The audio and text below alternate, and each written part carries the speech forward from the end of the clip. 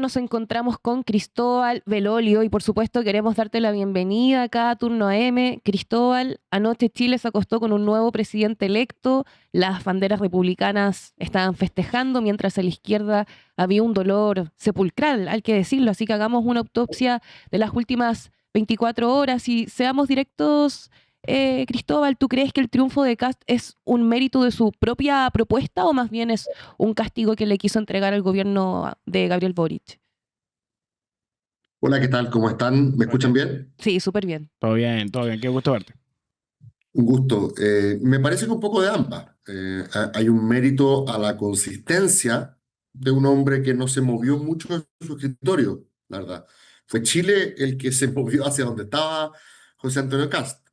La primera vez que Kast se presenta a una elección presidencial saca 8 puntos, el año 2017, en la época en la cual la hegemonía en la derecha la tenía el piñerismo, ¿cierto? Ujú. Un proyecto que, comparado con este, tenía visos bastante más liberales, ¿cierto?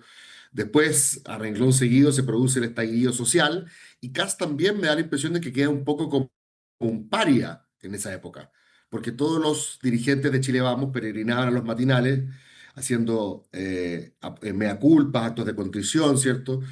Y Kast dice que ni siquiera el acuerdo con el cual se resolvió el estallido, el acuerdo constitucional, era lo que querían los chilenos. Él es de los pocos que se opone al plebiscito de entrada, a la prueba de entrada. Ayer todo el mundo hablaba de la gran familia del rechazo, pero Kast eh, es parte del rechazo desde antes de ese rechazo. En la época, insisto, que todas las derechas estaban a favor del plebiscito de la prueba de entrada. Sichel, Lavín, Desbordes y Briones, todos los cuatro candidatos que llevó la derecha a esa primaria, fueron por la prueba de entrada del 2020, menos Kast. Después del 2020, cuando se produce finalmente el plebiscito de salida, es cuando se consolida este gran arco del rechazo, que ahora todo el mundo está hablando de este nuevo clivaje, ¿cierto? Y la agenda, después de la pandemia sobre todo, se vuelca a orden público y economía. Kast, por así decirlo, no se mueve mucho de donde está.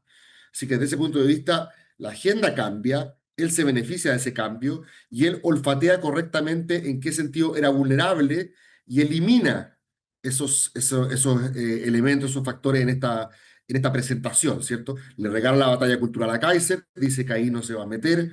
La presencia de Kaiser, por supuesto, ayuda a normalizar a Kast. Yo diría que ayer ganó Kast, ganó la derecha a secas.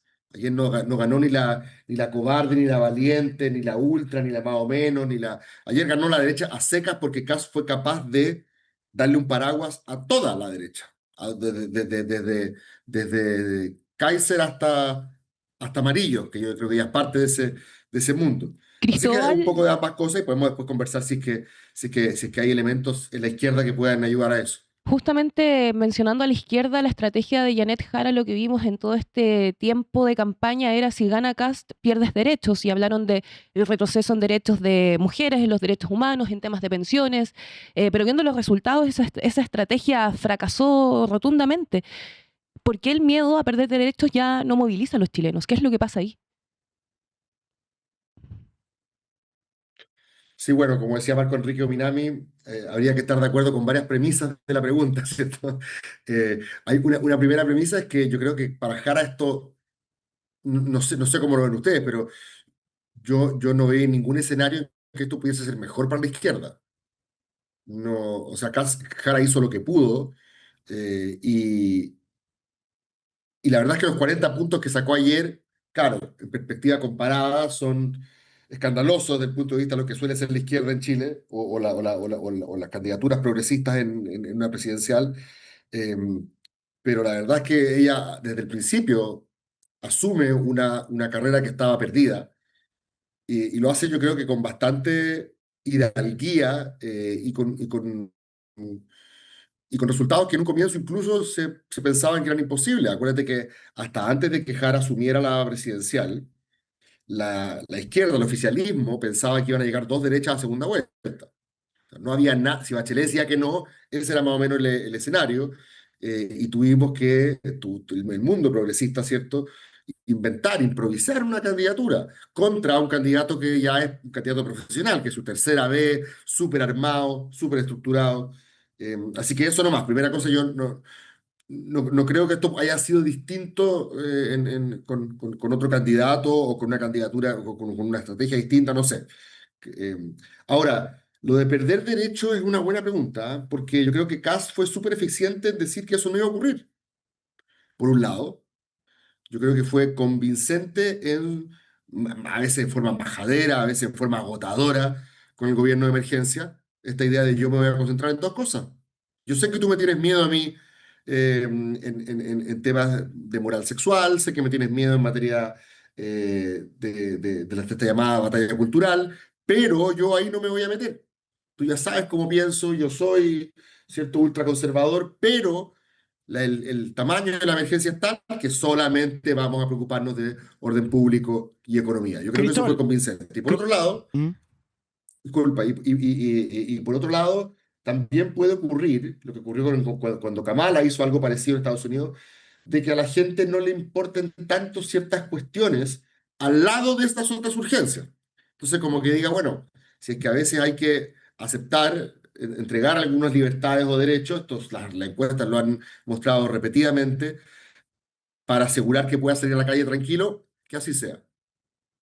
Cristóbal, estaba hablando yo siento que una tendencia que tenemos los liberales de pensar en la bonomia de que quien va a llegar al poder va a ser mejor de lo que se nota en campaña. Es una tendencia que tenemos.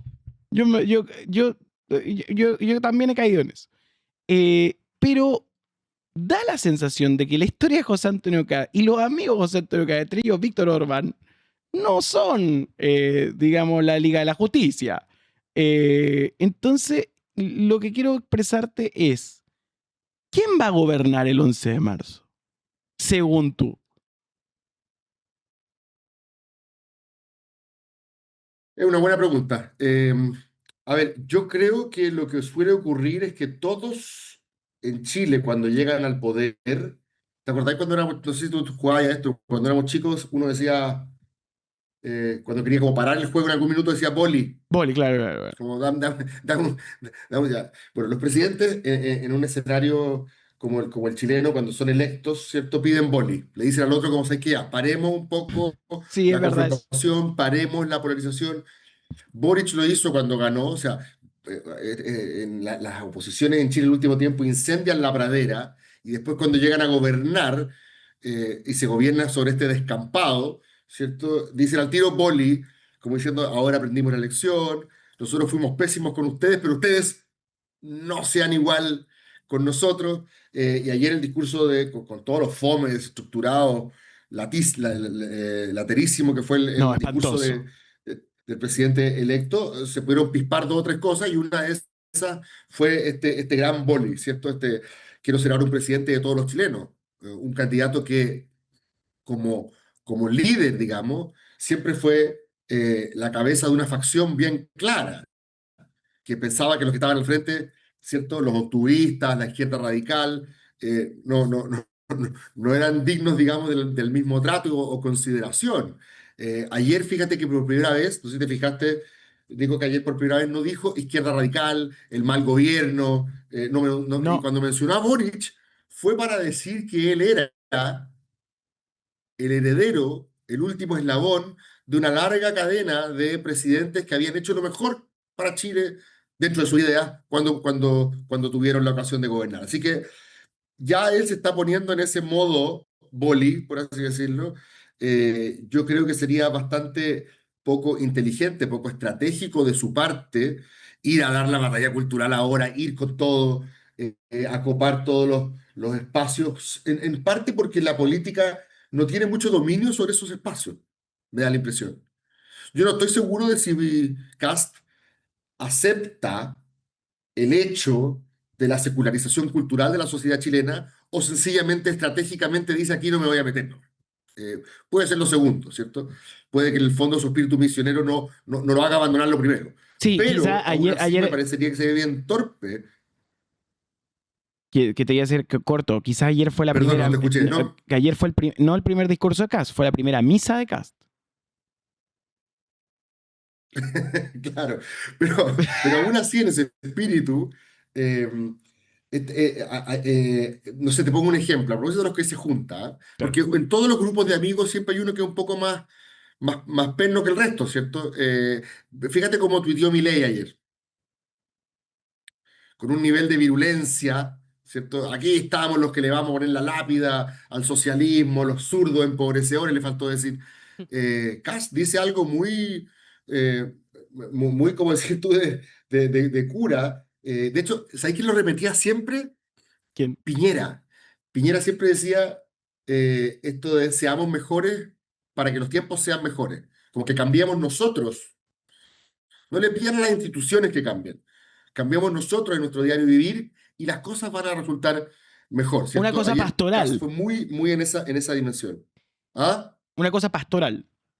¿Perdón? Un código Sí, pastoral. pero también disminuyendo expectativas.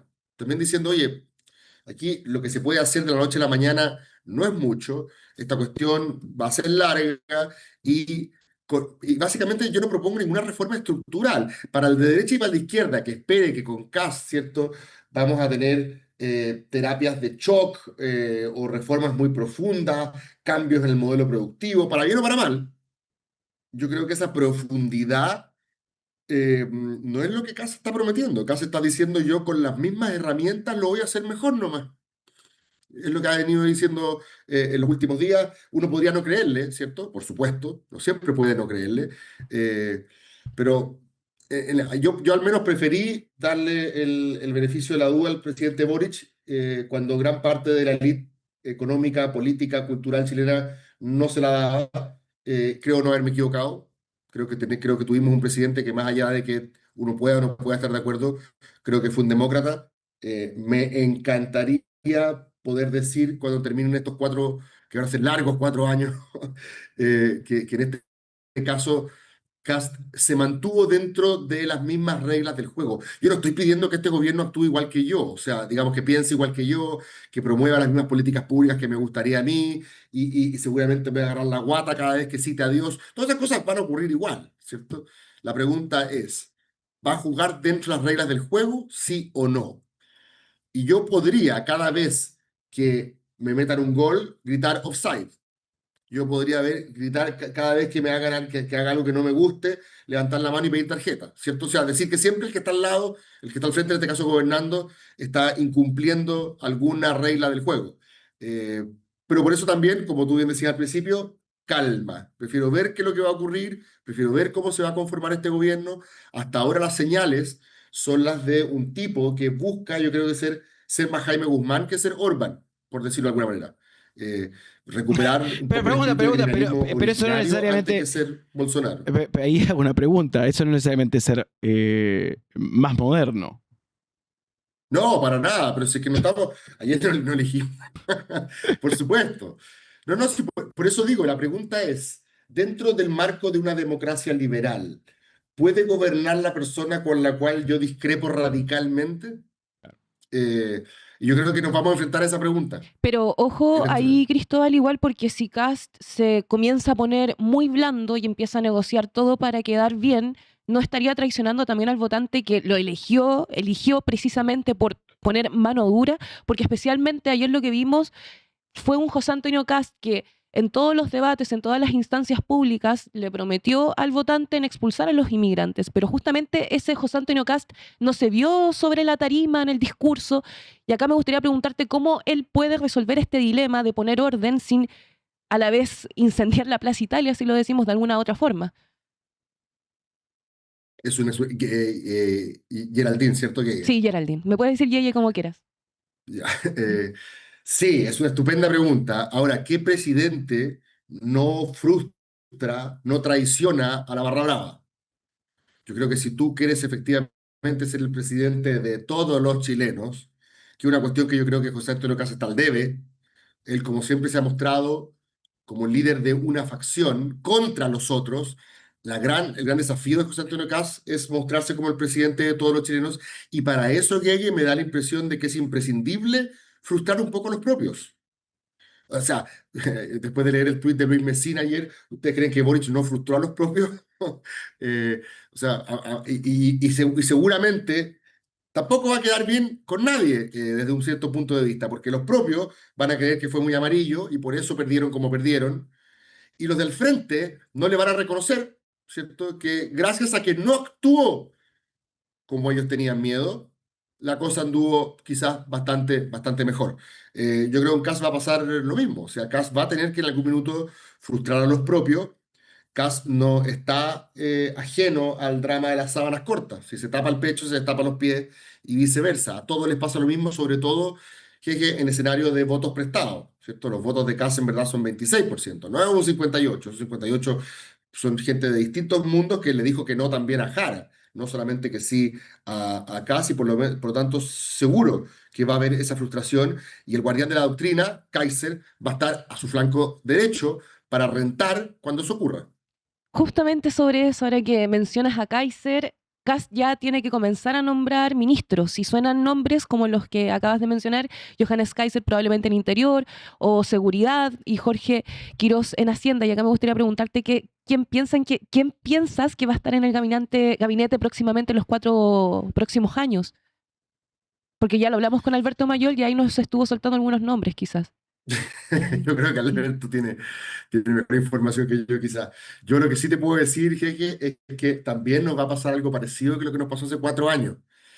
Hace 4 años, cuando ganó el Frente Amplio, y ustedes, de hecho, son un súper buen ejemplo, la élite de los medios, por ejemplo, que generalmente que oscila entre los 50 y los Disculpa, 60 Cristóbal, años. ¿a qué te referías con que nosotros éramos el ejemplo? No entendí. La élite de los medios, me gustaría tener el auto, Iván.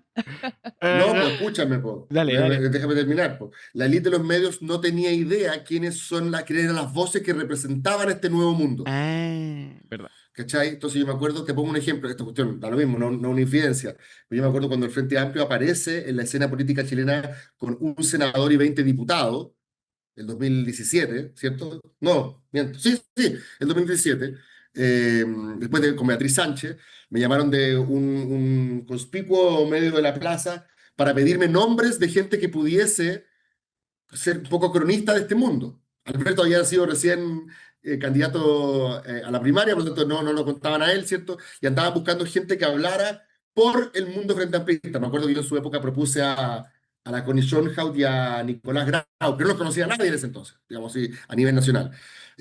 A lo que me refiero es que ahora también va a haber un proceso en el cual los chilenos vamos a empezar a conocer ese ecosistema, ¿cierto?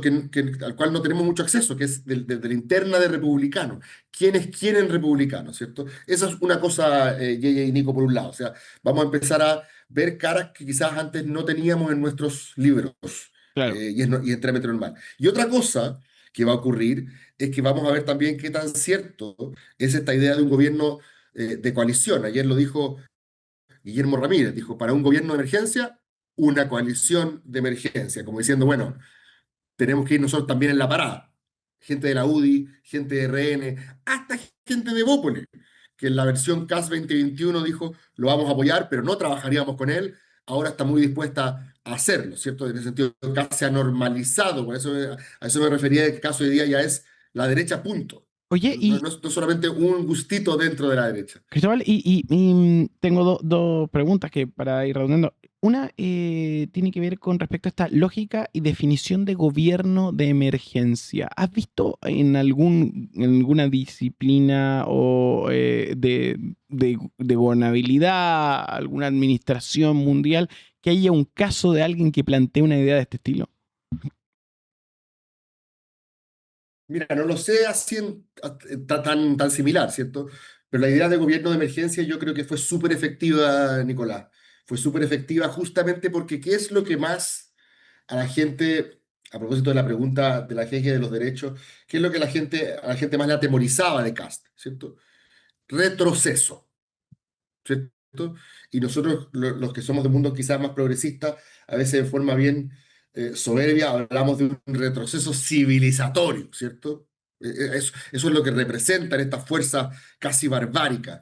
Y Kass, al decir gobierno de emergencia, es capaz de exorcizar ese fantasma, es decir, oye, ok, te entiendo, y quizás tienes razón en tenerme miedo en ese sentido. Un amigo me dice, Goni en Bolivia, Pero, Gonzalo Sánchez de Lozada, me tira como dato, como casos. pues interesante, claro.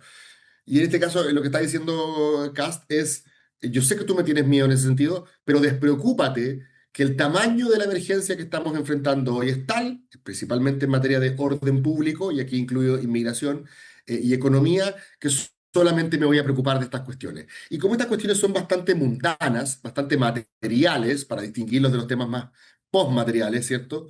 Que pareciera que pasamos del 2021 al 2020, al 2025, de los temas postmateriales de reconocimiento a temas bastante materiales el 2025, ¿cierto? Cómo llegar a fin de mes, si puedo caminar tranquilo por la calle o no. Me parece que ahí va a estar concentrado originalmente el esfuerzo del gobierno en forma, si me permites, Nico, más efectista que efectiva. Claro. Yo creo que Kast es alguien que lee bastante bien, que aquí lo que le importa a la gente no es que las cifras de la delincuencia bajen en la realidad. Lo que le importa es que la percepción que haya respecto del crimen disminuya, ¿cierto? Y para eso yo creo que él entiende bien que el repertorio a utilizar es ligeramente distinto. No me extrañaría que el día que se pone la piocha de O'Higgins, en vez de ir a tomarse un pisco sour con los dignatarios internacionales, ¿cierto? Se vaya al norte con 2 tanques, con chaleco antibala, hacer una performance, digamos, de que ya está con las manos en la situación, ¿cierto? Así al menos lo veo yo hoy. Y lo que merita la centroizquierda o izquierda, ¿cómo tú crees, Cristóbal, que debería reordenarse de aquí en adelante? ¿Cuál debería ser la primera señal para que no desaparezcan del mapa? Bueno, jeje, yo creo que lo más, o sea, la pesadilla que yo tendría si fuese un líder de la centroizquierda o izquierda es que se haga realidad esto del nuevo clivaje. ¿Sí? Lo hemos escuchado todos estos últimos días, ¿cierto? Claro. Como para hacerla bien corta, el nuevo clivaje, esta teoría de que el año 1988, cuando Chile le dijo que no a Pinochet, y votó todo el mundo en un referéndum nacional, la votación que se produjo ese día marcó la política chilena 30 años, ¿cierto? Los que votaron no siguieron votando por la concertación, los que votaron sí siguieron votando por los partidos de la derecha, un poquito más, un poquito menos, las elecciones a final de año siempre reflejaban un poco eso, ¿cierto? De hecho, el único que ganó de la centro derecha en este periodo, bajo el clivaje del 88, fue uno que votó 2 veces por el no. Con eso te lo simplifico el punto. La teoría de muchos es que el 2022, otra vez con un referéndum, otra vez con todos los chilenos votando, también marcó a fuego a quienes participaron en ese proceso y determinó su fidelidad política para los próximos años. No sé por cuánto, ¿cierto? Esto es una hipótesis, ¿ah? No lo estoy asegurando. Pueden haber otros argumentos que hagan que esta tesis sea más vulnerable, pero por ahora, como dicen los gringos, for the sake of the argument, para contestar tu pregunta, el miedo que yo tendría si fuese la izquierda es que así como el clivaje del 88 favoreció estructuralmente a las izquierdas, el clivaje del 2022 favorezca estructuralmente a las derechas. Claro, Y de ahora para adelante, por así decirlo, pero ahí Dime. no hay que olvidar que ese clivaje igual logró que en un momento estuvieran a votos de ganar la elección. El caso de Joaquín Lavín y Ricardo Lagos fue, la verdad, de centímetro. Entonces, no, Por eso, entonces bueno, se puede romper eso. sí, bueno, y la gracia de Lavín justamente es que le cambió el eje semántico de la conversación a Lagos. Lagos le hablaba de derechos humanos para llevarlo al clivaje del 88, y ¿te acuerdas cómo respondió Lavín? Sacando una llave diciendo, estas son las llaves de la casa de la señora Juanita. O sea, le trató de sacar del clivaje del 88 para poder jugar una cancha donde la derecha no Entonces, fuese... Tomás Bodanovich es el nuevo Lavín. Podría De Tierra hacerlo. 2. O si lo que... Está buena la analogía. Hay que salir del clivaje a prueba o rechazo. O alguien que, o sea, no quiero decirlo de esta manera, pero fíjate que lo que te decía hace un rato, el único que fue presidente de Chile de derecha bajo el clivaje del 88 fue uno que votó por el no, ¿cierto? Por decirlo en términos caricaturescos, el único, o sea, la izquierda debería también pensar en recuperar gente del rechazo. O sea, que ayer, de hecho, ¿cómo se llama? Janet Jara prácticamente sacó los mismos votos de la prueba, ¿cierto? Un poquito más. O sea, Pero a ver, hay una cosa que lo discutí con Alberto hace un segundo, que era que a la izquierda no le fue tan mal como uno podía pensar que le podía ir. Una diferencia de 2 millones de votos. 16 Sí. puntos. O sea, yo pensé que eran 20. Yo te digo, yo estaba en el número 20. 16 me parece que va camino a reducir. Y con voto obligatorio, que no es un factor para ignorar. Ahora, claro, se tiñó de azul el país, por supuesto, eso es innegable y el triunfo es bien hecho por derecha. Pero yo creo que entendiendo los resultados parlamentarios y lo que pasó, hay una luz de esperanza. Ahora, ¿tú crees que la izquierda tenga la madurez para mantenerse unida? A uno le encantaría creer, Nico Jeje, que a veces en estas cosas hay un diseño, hay adultos en la pieza, como dicen los gringos, ¿cierto?, que están pensando esto en forma, ¿cierto?, rigurosa, de largo plazo. Lo cierto es que la política es bastante más pedestre, más improvisada, como bien lo cuenta Selume en su libro Tiempos Mejores. Las cosas no son tan organizadas ni coordinadas. La gente no actúa estratégicamente, si no vayan a pensar, vayan a preguntarle a los jóvenes idealistas que ayer salieron a revolver el gallinero, ¿cierto? Y fueron espantados por guanaco. O sea, cada overol blanco que aparezca hoy día es un punto más para Cast, ¿cierto? O Pues sí, sea, los análisis. la gente no actúa en forma muy estratégica, digamos. Entonces, mi pregunta es, ¿estarán los partidos, los líderes sociales, políticos, culturales del mundo mediático, ¿cierto? Del mundo de la centroizquierda, de la izquierda, del progresismo, eh, con disposición, con apertura de mente, de espíritu, generosidad, ¿cierto? De hacer este proceso de reflexión, de hacer la travesía al desierto? Durante mucho tiempo la izquierda no necesitó hacerlo porque tenía a Bachelet, ¿cierto? Descansando. La izquierda no hizo ninguna autocrítica, ningún proceso serio cuando gobernó Piñera uno. Dejó que la calle se manifestara, ¿cierto? Giorgio Jackson, Camila Vallejo y después Iván Fuentes y Aysén. Y después sencillamente reinstaló a Bachelet. Cuando fue Piñera 2 tampoco hizo la pega, dejó que el estallido social hiciera la pega. La pregunta es, ¿ahora hará la pega? ¿Cierto? Ahora, yo creo que la unidad, obviamente, es una interesante pregunta, pero yo no veo cómo por separados puedan constituir algún tipo de amenaza electoral para la derecha en el próximo ciclo. Así que la unidad yo la doy un poco por descontado. La pregunta es un poco en qué condiciones se da, ¿cierto? Cuál es el sueño de país que se propone. Ya no podemos volver al todes y al pluri, ¿cierto? Estoy bromeando con eso, pero como que parece que ahí ya no hay mucho de dónde sacar. Y Tampoco podéis hay un tratar de decir que factor, hoy día... hay un factor, y aquí Dime. quiero compartirlo con todos, y ella incluía, y que si me da su opinión, hay un tema ahí dando vueltas, que es un fantasma en la habitación por izquierda, que tiene que ver con los niveles socioeconómicos de las personas que están votando por el progresismo contra sus reacciones incluso en redes sociales que terminan alimentando lo que llamamos el roteo. Y que va alejando a los votantes potenciales porque se sienten lastimados. Claro, y ahí surge la pregunta, Nico, para complementarte, ¿cómo surge de nuevo esa conexión con la ciudadanía entre la izquierda y ellos? El sentido común. El menos común de los sentidos. Sí, bueno, el que conteste esa pregunta, ¿cierto? Es la pregunta del millón.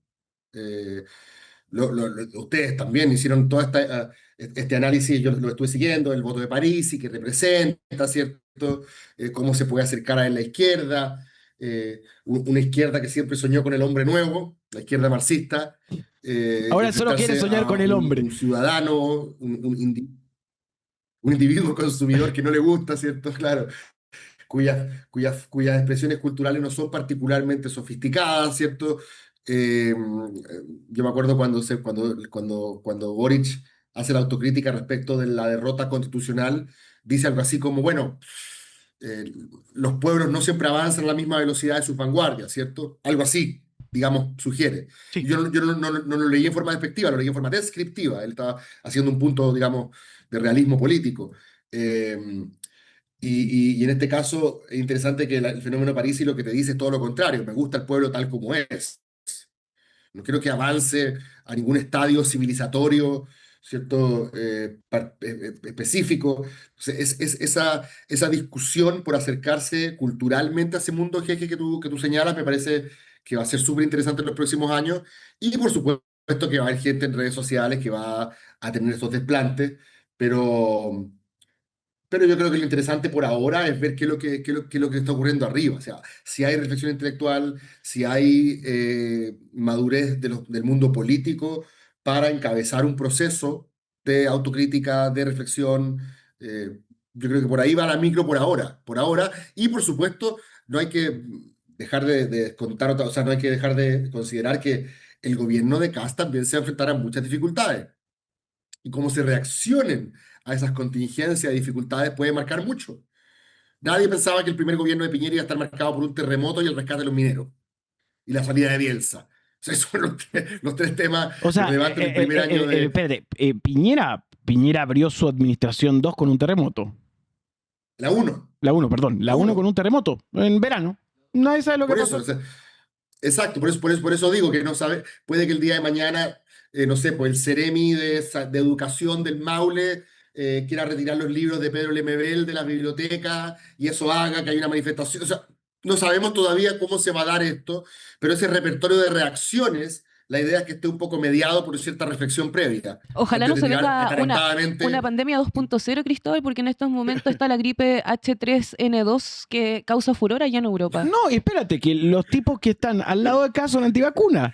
Entonces todo puede pasar. En realidad estamos en un escenario de absoluta incertidumbre. Siempre es así, pero con Kast también, que nunca se definió durante la campaña, la expectativa de la gente y el aumento de la apuesta es llamativo. Por eso vale la pena analizarlo contigo, Cristóbal. Muchas gracias.